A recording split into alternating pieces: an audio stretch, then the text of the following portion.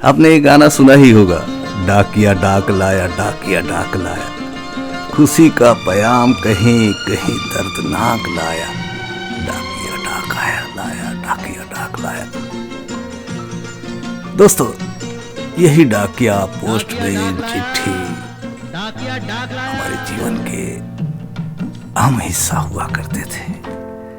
ज्यादा दिन की बात नहीं है दोस्तों, महज एक आध दशक हुए हैं। हाँ, एक आध दशक। हमारे जीवन में खत या चिट्ठी का एक खास महत्व रहा है, यकीनन आज भी है। हाँ, यह अवश्य हुआ है कि समय के बदलते परिवेश में इसकी संख्या कम हो गई है। हमारे जीवन में खत की अपनी महत्ता है। साइकिल में चिट्ठी बांटता पोस्टमैन हर एक के जीवन में अलग अलग महत्व लिए हुए होता है। बेचारा पोस्टमैन एक थैली में खुशी भी बांटता है और गम भी बांटता है। आज भी गाहे बगाहे साइकिल में खत बांटता यह शख्सियत खुद आज भी हाल होकर जी रहा है, लेकिन बांटता अवश्य है खुशी और गम। हर एक खत का अपना महत्व होता है दोस्तों। हाँ, जब मैं स्वतः ही बेरोजगार था तो घर आते ही सबसे पहला प्रश्न क्या हुआ करता था मालूम है? पोस्टमैन आया है क्या? और मोर और लेस ये स्थिति हम तमाम लोगों की होगी। और एक प्रेमी प्रेमिकाओं के लिए एक खत या चिट्ठी का एक अलग महत्व होता है।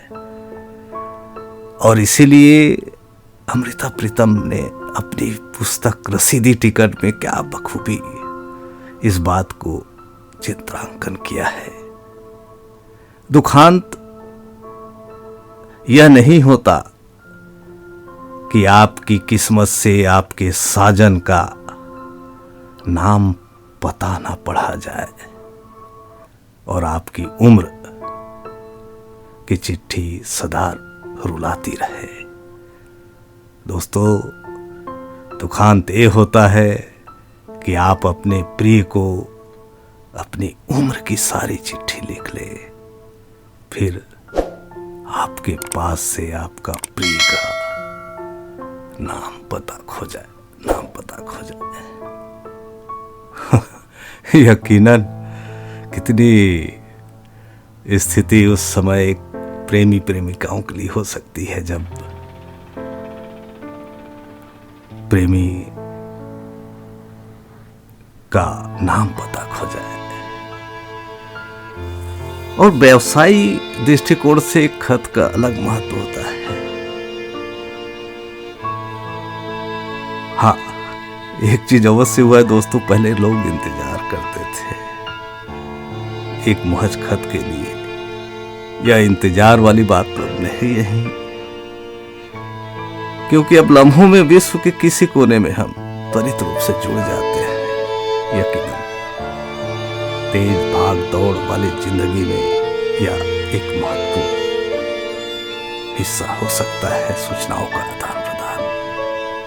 लेकिन क्या आपने कभी गौर किया है कि इंतजार नहीं करने वाली अवस्था ने हमारे शरीर को कितना खोखला कर दिया है?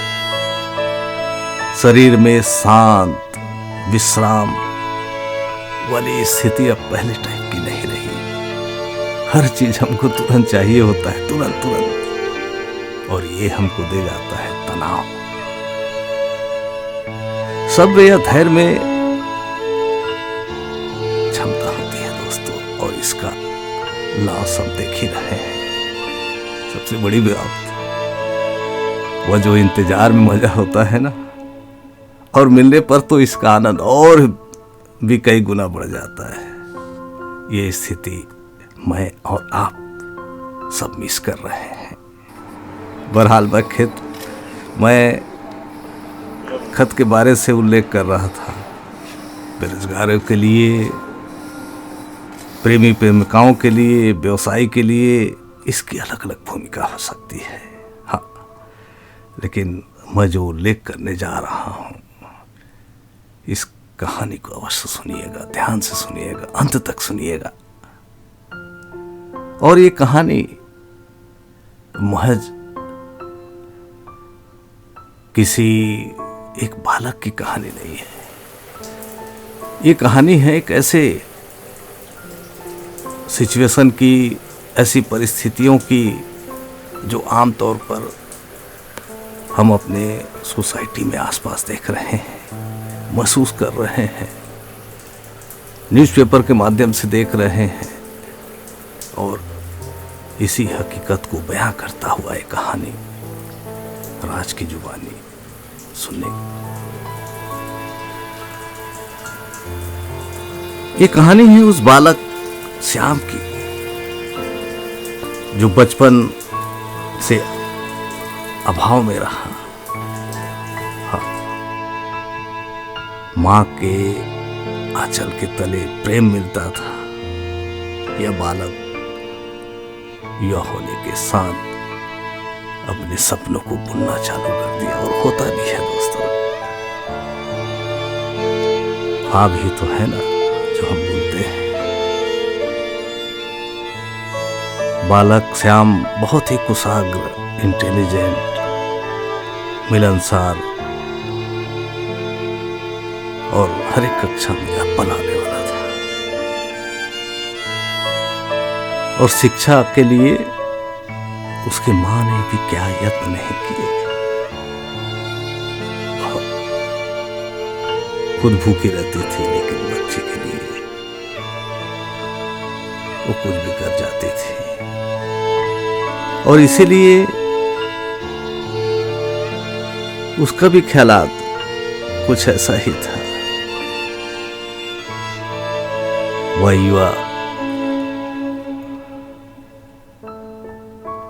पढ़ाई में ठीक ठाक तो था ही,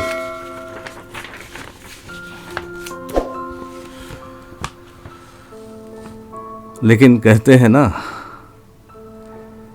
कि नियति का खेल कुछ और होता है दोस्तों। और हम आमतौर पर भाग्य के संदर्भ में जानते हैं, नियति के संदर्भ में जानते हैं, और यही मान्यताएं हम में आपके दिमाग में इम्प्लांट कर दिया जाता है। बालक भी युवावस्था को प्राप्त करने के साथ लोगों के अलावा मां के ख्वाब का तारा तो था ही।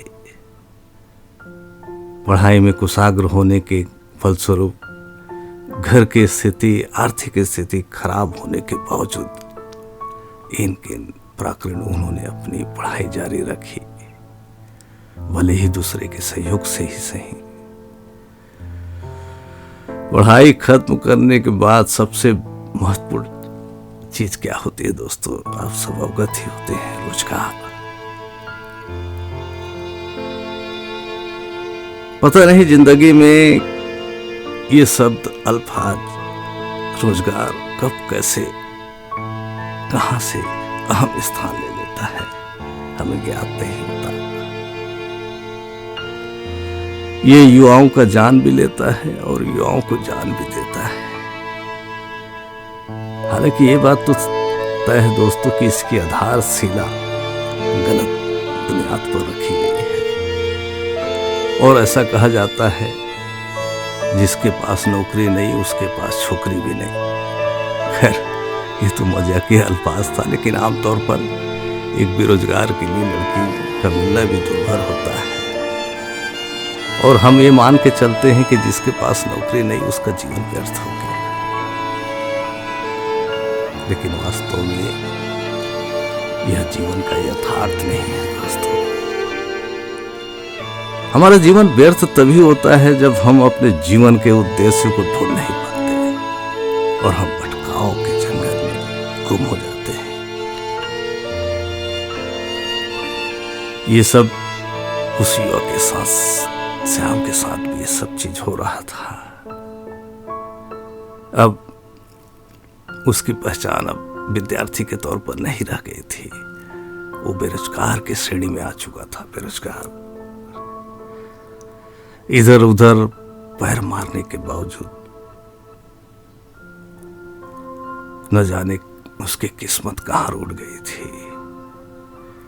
और ज्ञान के मामले में, बुद्धिमत्ता के मामले में अव्वल होने के बावजूद, व्यवहारिक होने के बावजूद, मेहनती होने के बावजूद रोजगार से काफी दूर था। उन्होंने कई लिखित परीक्षा दिलाई थी और सफल भी तो हुआ था ना। कई में भी साक्षात्कार में बुलाए गए थे, लेकिन वो सफल अंततः नहीं हो पा रहा था। और होता है दोस्तों, उम्र बढ़ने के साथ हम अपने लिए ऐसा सोचते हैं कि हम बोझ बनते जा रहे हैं, और श्याम भी वैसा ही सोच रहा था। वो घर में इंतजार करती हुई मां की पथराई आंखें इस बोझ को और भी बढ़ा देता था। वो तो मां ही रहती है, जब तक घर न पहुंचो वो सजदा में रहती है। श्याम के ख्यालात भी कुछ ऐसे ही रहते हैं, और वो अपने दोस्तों से ये शेयर करता था कि मां के आगे यूं कभी खुलकर नहीं रोना, जहां बुनियाद हो इतनी नमी अच्छी नहीं होती, जहां बुनियाद हो इतनी नमी अच्छी नहीं होती। और यही श्याम के जीवन में शायद अभी जिंदा है मां मेरी, कुछ भी नहीं होगा, मैं घर से जब निकलता हूं दुआ भी साथ चलती है। मैं जब घर से निकलता हूं दुआ भी साथ चलती है। ये अल्फाजों में अमल करने वाला श्याम का जीवन कुछ यूं ही चल रहा था। समय तेजी से दौड़ रहा था, उसके साथ ही इस युवक के कदम पहले दौड़ो, फिर चलने, फिर रेंगने, फिर लुढ़कने की स्थिति हो रही थी। यानी समय के बिल्कुल विपरीत। बिल्कुल जीवन में बस इंतजार और इंतजार रह गया था।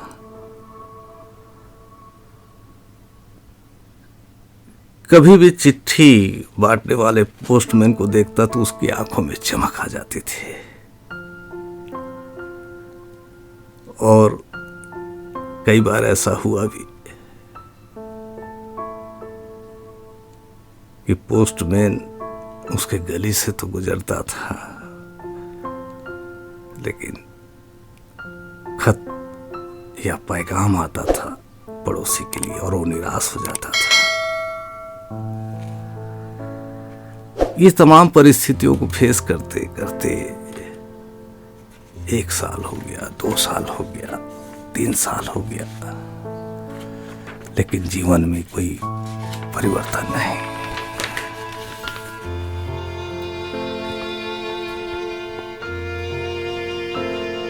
असफलताओं का दौर लगातार जारी रहा। परीक्षा दिलाना भी छोड़ चुका था श्याम। बस एकाकीपन जीवन, घर के बाहर समय बिताता।